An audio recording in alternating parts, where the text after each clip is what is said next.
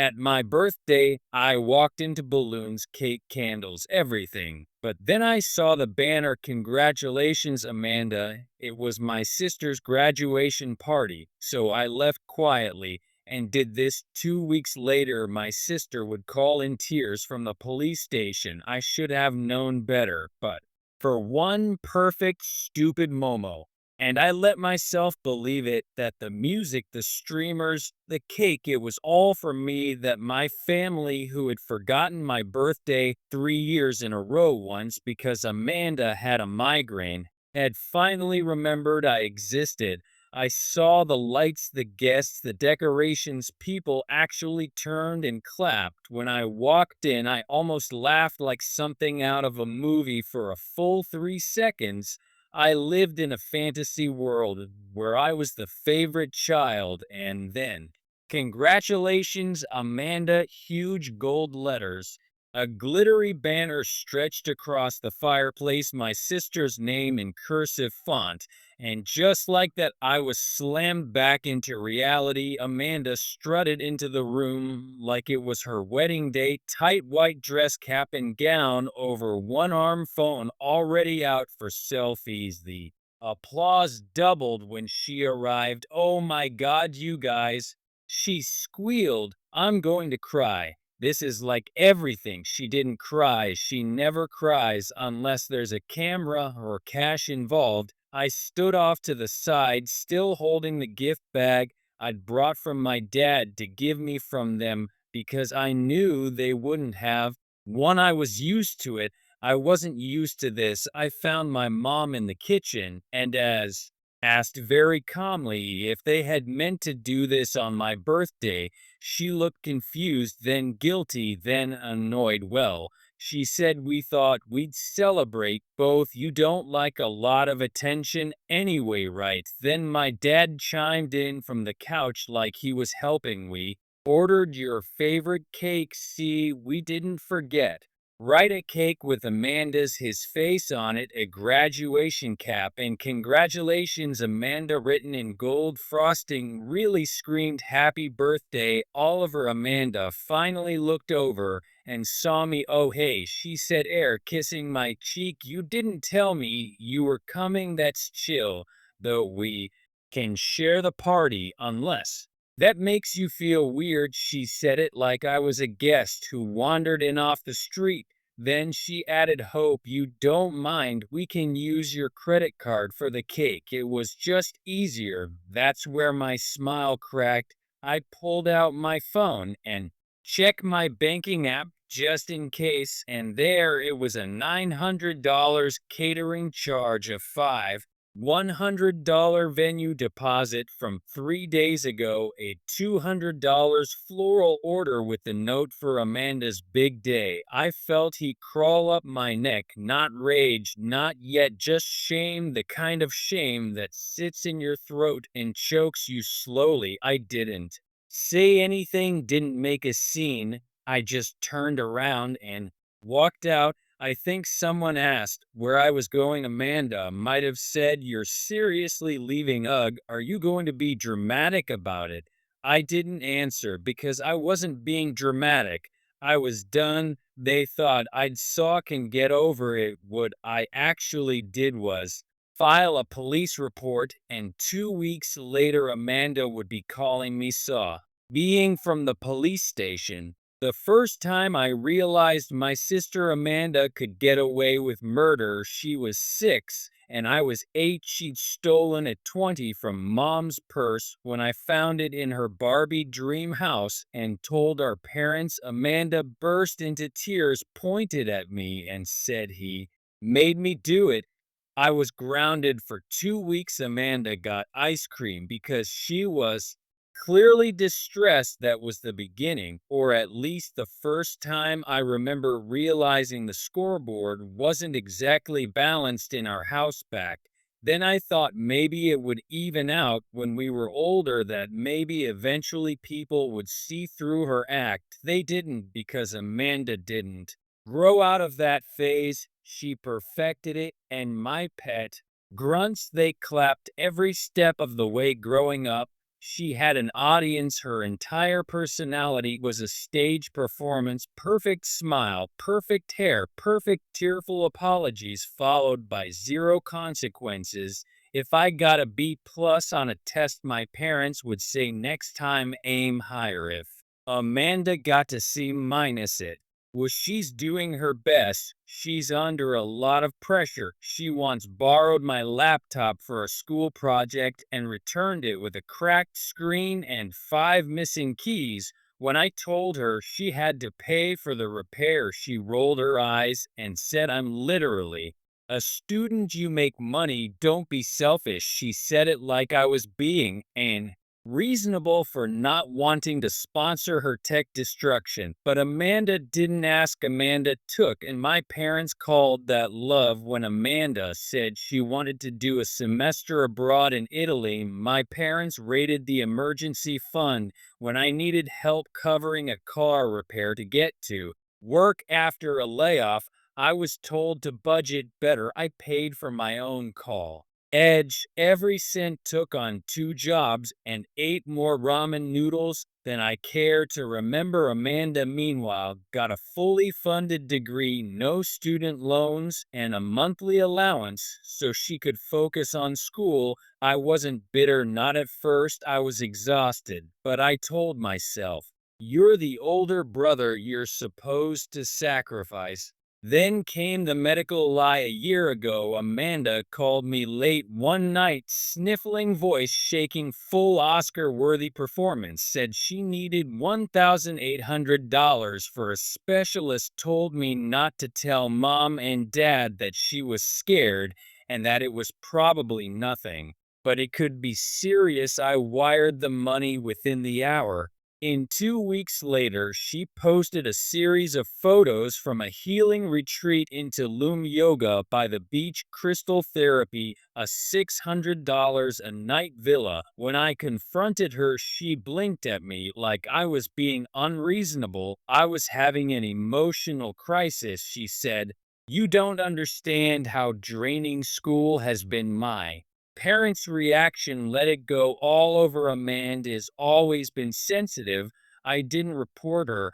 I didn't even yell. I just started putting distance between us quietly, strategically. I changed passwords, removed my cards from shared delivery apps, made sure she couldn't access anything she hadn't earned. But apparently, she'd been planning something anyway. I found out later that mom had used my old credit card, one I'd forgotten to cancel because it was still linked to the account from last year's Thanksgiving groceries, apparently using my money for him and his party. Wasn't stealing, it was convenient. I should have expected it, but it still hit me in the gut, hard. After I left the party, I sat in my car in silence for a long time, not crying, just staring, processing. It wasn't even about the money, though that was a blow. It was the realization that no matter how old we got, nothing had changed. I was still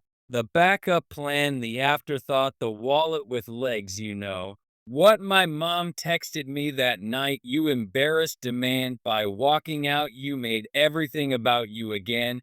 I didn't respond. I opened my photos app and scrolled back through Amanda's graduation posts. There she was, laughing by the cake I paid for, holding up a custom sign that said "Class of 2025." She did it. There was no mint one of me, no birthday message, no tag, nothing. The next day, she posted a photo of her gifts and wrote, "So grateful for my amazing family." Guess who wasn't in any of the pictures? I think that's when the emotion shifted. I wasn't just hurt anymore, I was furious. Quietly furious, the kind that doesn't burn hot, but cold focused. I wasn't going to yell. I wasn't going to post about it. I was going to do something they never expected, tell someone who could actually do something. I spent the next few days gathering receipts. Literally, my credit card statements showed every charge for the party: the cake, the catering, the decorations. Flower order with the message for Amanda's big day charged to me. The venue confirmation had Amanda's email and phone number listed. The invoice went to her inbox. The name on the rental contract, Amanda, on behalf of family. The card used mine. I even had old tax from months ago where Amanda had asked me, "You're not going to make a big deal about your birthday, right?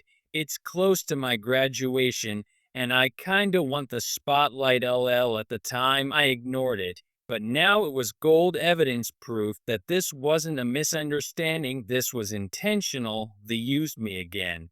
I didn't tell anyone I was filing a report. Not my parents, not Amanda. Just walked into the police station with a folder and the quiet determination of someone who was finally had enough. The officer who took my statement looked genuinely uncomfortable. When I explained who it was, I told him it was fine. I wasn't looking to ruin my sister's life. I just wanted to stop her from ruining mine. I signed the paperwork, I answered the questions, I walked out. 2 days later, Amanda texted me, "Hey, can you then mommy for the Uber from the party? It was technically your night too." I didn't answer. 2 weeks later, she would be sitting in a police station sobbing into her phone, and for once I wouldn't be the one she could count on to clean up the mess. She called me at 6:13 in the morning, not texted, not left a voicemail, called full on old school ringtone ringing through my half asleep brain. I let it go to voicemail. She called again and again. The fourth time, I answered, not because I wanted to, but because I thought maybe someone had died. Honestly, that would have been easier. Oliver. Amanda gasped, her voice cracking. "Oh my God, I'm at the police station. They said there's a report, a fraud report with your name on it. Why would you? What did you do?" I sat up in bed, turned on the light, and blinked into the phone like it could give me strength. "Oh, so that's the part you're shocked. Not the part where you stole from me." "Silence. I didn't steal," she said, instantly on the defense. "It was a party for both of us." Mom said it was fine. "You're seriously doing this to your own sister?" There it was, the classic Amanda defense strategy. Cry first, then play the family loyalty card. And if that doesn't work, spin it into a martyr monologue. "Are you being questioned?" I asked calmly. "Ah, yes. They said they need me to verify the purchases, and the card wasn't mine, and now I might get charged with fraud." "Oliver, you're ruining my life over a birthday party." "No," I said, "you're ruining your own life over years of treating me like a walking ATM." Later, I found out what really happened. Turns out Amanda had taken a photo of my credit card months ago. When I left my wallet on the counter during a family visit, she used the card, manually typed in the number, expiration date, and security code to pay for the venue deposit, the cake, the decorations. When the officer asked how she got the card details, she said, "I thought he wouldn't mind. It was for both of us." She admitted she never asked, never told me, never even hinted. The officer asked, "Did he give you permission?" Amanda just blinked and said, "Well, he didn't say no." That's the level of logic we were working with. By that afternoon, my phone was blowing up like a fire alarm. Text from my mom, my dad, even my aunt, who I hadn't spoken to in 3 years. "Mom, you went too far." Amanda is devastated. "Dad, you really want to throw your own sister in jail over a misunderstanding?" And Karen, whatever happened to talking thing through like adults? Not everything has to be a lawsuit. I didn't respond to any of them, not because I didn't care, but because I finally cared about myself more. That night, Amanda came to my apartment. I didn't know she knew where I lived. I still don't know how she got in the building. Probably manipulated a neighbor or threatened to delivery guy or cried at the buzzer, all her go-to tactics. I opened the door just enough to see her face read tear-streaked and blotchy, but not in a sorry way and I'm still the victim way. I'm not here to fight, she said. I need you to drop the report, please. They said this could go on my record. It could affect jobs, travel, everything. I looked at her, not just looked, really saw her. And what I saw wasn't scared sister. It was a girl who had never been told no and still didn't know what it meant. You lied about needing money for medical treatment. I said you stole my credit card. You threw yourself a party on my birthday and acted like I was as the inconvenience, and now you want me to fix it. I didn't know it would go this far, she whispered. That's the problem. I said it never goes far for you because people like me always let it slide. Cue the tears. Round two, maybe three, I've lost count. But they came anyway. You're doing this to punish me, she said.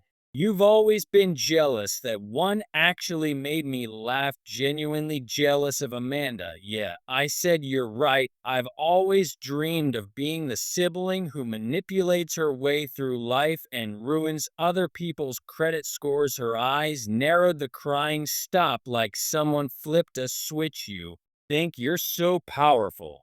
She snapped, but you just bitter, you're pathetic. You think being right makes you better than everyone else. No, I said, but it does mean I'm not paying for a crime I didn't commit. I closed the door on her mid-rant, didn't slam it, didn't yell, just closed it because I was done being the audience to a man is one-woman drama. Over the next week, things escalated. My parents started calling daily, not to apologize, not to ask how I was, but to demand that I make things right. Apparently, Amanda's job offer at a marketing firm had been put on hold due to the investigation. One of the background checks flagged the police report, and instead of facing the consequences, Amanda had gone for meltdown. Are you happy now? My mom yelled over the phone. She's devastated. Her future is ruined.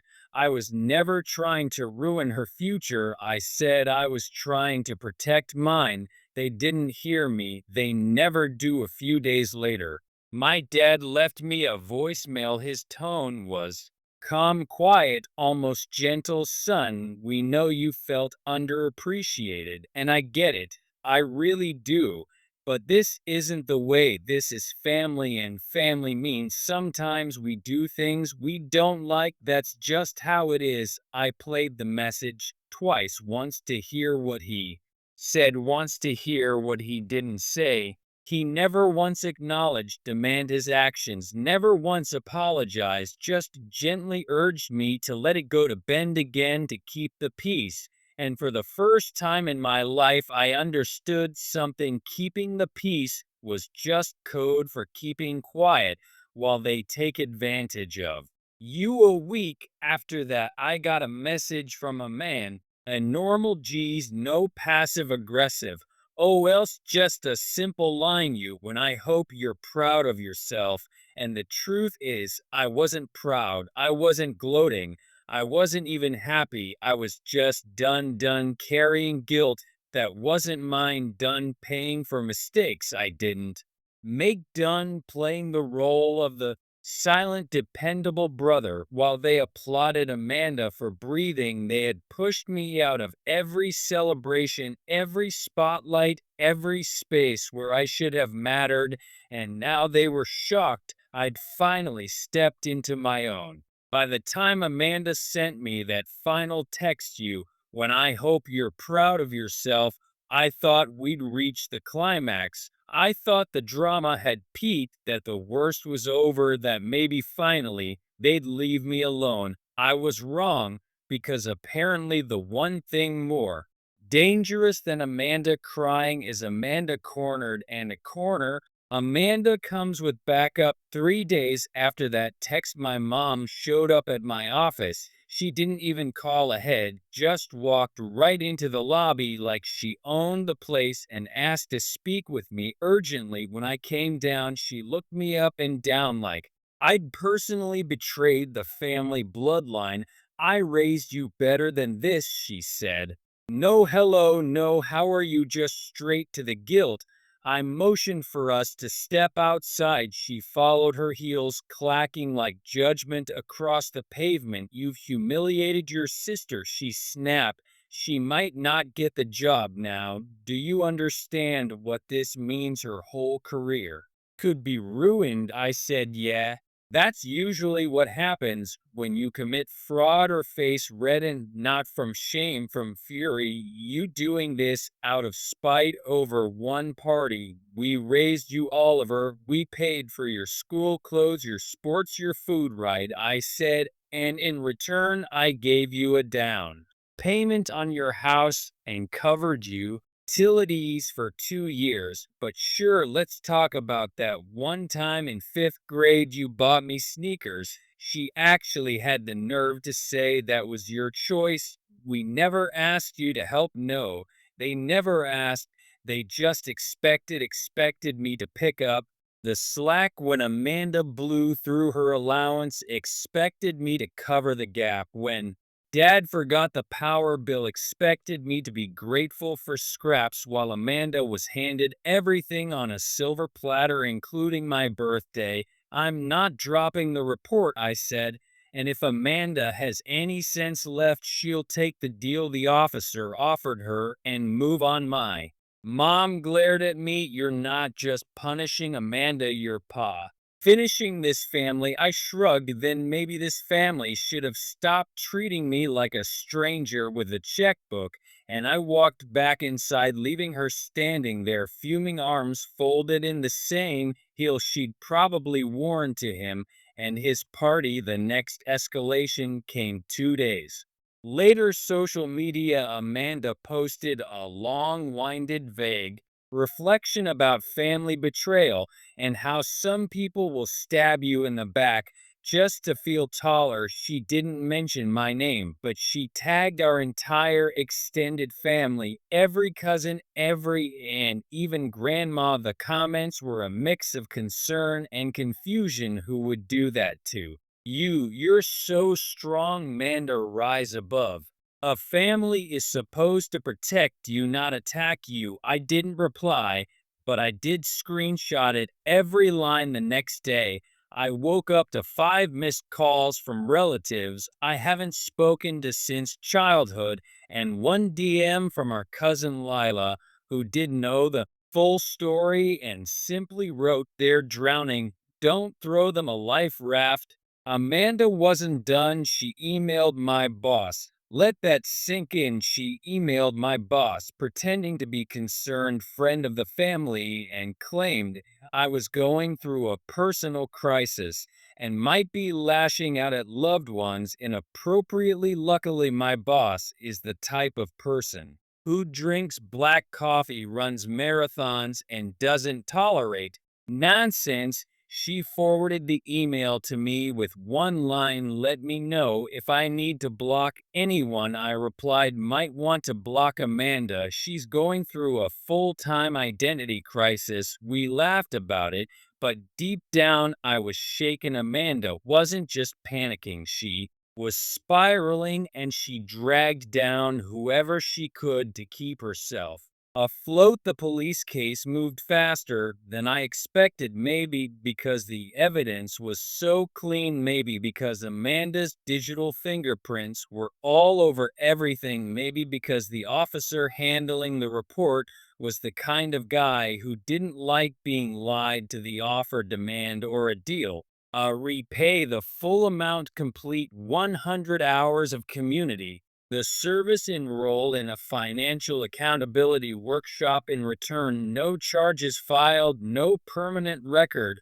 All she had to do was admit fault, own up to it, learn something she refused, said it was humiliating, said it would make her look guilty. The officer's reply, "You are guilty." Eventually, her pride cracked, not because she suddenly developed self-awareness, but because the marketing firm that had been considering her application found out about the report, the offer was rescinded. No job, no launchpad, no dream career, just Amanda sitting in her room and her parents' house, throwing tantrums between phone calls to lawyer. Couldn't afford. Guess who didn't bail her out this time? My parents have made one final attempt to reel me back in a group call. The tone was soft, calculated like a PR campaign. We just want to talk, my mom said sweetly as a family. Amanda was on the call. To silent for a moment, then I'm sorry.